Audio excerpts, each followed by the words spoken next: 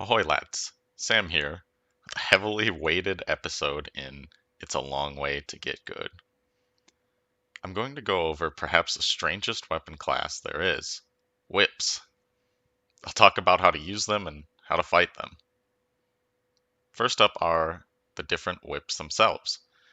They all act very similarly in terms of their movesets and weapon arts, aside from the Rose of Ariandel.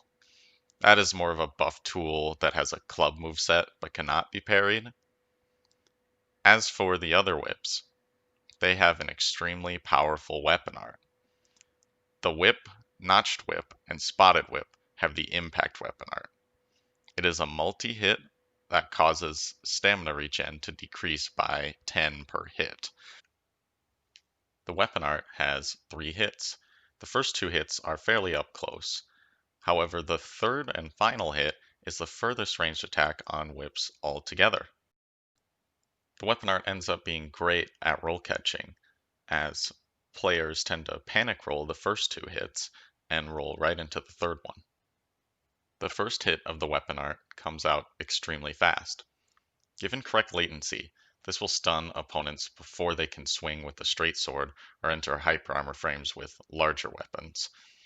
You can use this right after a stun lock from the weapon art itself and do great pseudo combo damage against your opponents.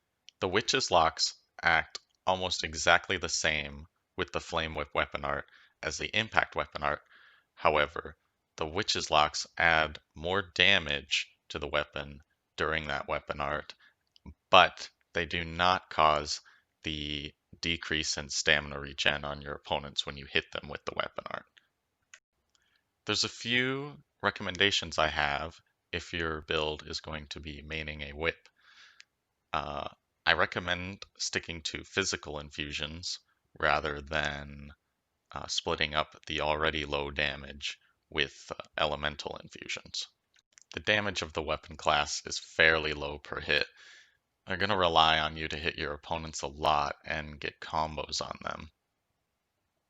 It is also because of this low damage per hit that I'll recommend something I normally don't, and I'll recommend buffing the weapons, especially with Dark Moon Blade, Lightning Blade, or Dark Blade. You can also buff the Spotted Whip, even though it cannot be infused. Another thing I recommend when maining whips that I don't typically recommend is to light roll. The weapon's moveset and advantage is present at a small distance from opponents.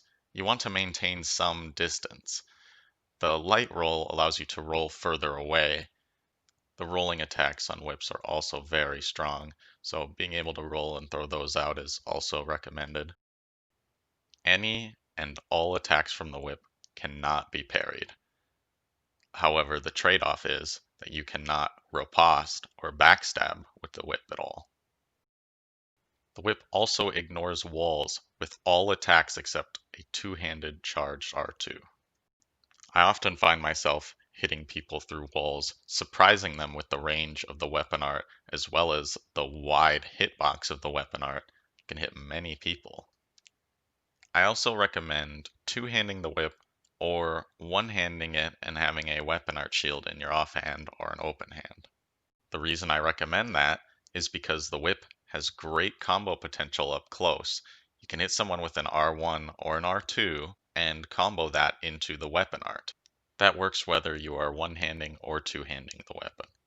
Every attack on the whip is good.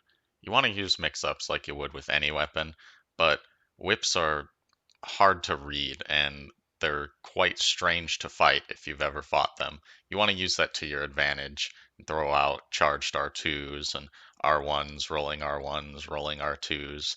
So that way it's hard for them to predict what you're going to do. They might roll early and roll right into your attack. Now, when it comes to fighting whips, there are a few options, and depending on who you're fighting, one might be better than the other. The weapon art may chip through shields and hurt your stamina regen, but up close, it's actually a great idea to use a shield, even a parry shield, which doesn't have a lot of stability, but the whip doesn't do a lot of stamina damage. What you can use the shield for is to block the first 2 hits of the weapon art and roll the third, which is a far more damaging attack. Using this method against one-handed whips by strafing their offhand or left side is a somewhat easier way to a backstab. Using Perseverance on a Cestus is also a good counter. You have to time your Perseverance right though. If your opponent is light rolling, only throwing out light attacks, not leaving a lot of end lag on their attacks, you'll find this method less effective. You can use a spear and keep a distance, looking for an opening. Usually good to pair with a shield while doing that. When you're doing this, actually whenever you're fighting a whip, if you aren't close enough to be hit by the first 2 hits of the weapon art, do not roll dodge. You risk being hit by the third attack. Just dodge the third attack, so it hurts a lot more, as well as if you're just panic rolling, you're going to give up a lot of your aggression. Sorcery and Pyromancy are a great way to make whip users less effective, as you will outrange and outtrade them. Quickstep is a moderately effective way of closing the distance, but a light rolling whip will be able to continue to backpedal and is more likely to hit you than you are to catch up with them. Alright lads, that's about all I got to tell you about whips and how to use them, as well as how to fight them. There's more creative things I'm sure you can do than I told you about in this video. The whip is something you have to use as well as fight to understand. It is so different than anything else. Hopefully though, if you're having trouble, I gave you some good tips in this video. Thinking about ideas for the next video in this series, I might do a couple of other videos unrelated to the 2 series I'm running as well. Let me know how you guys feel about this video, if you learned something especially. Have fun with whips, or have fun knowing how to fight whips slightly better than you did before. Have a good one. You're gonna parry my whip? Really? Really, sir? I'm gonna die. Parry this, you casual. Oh my god.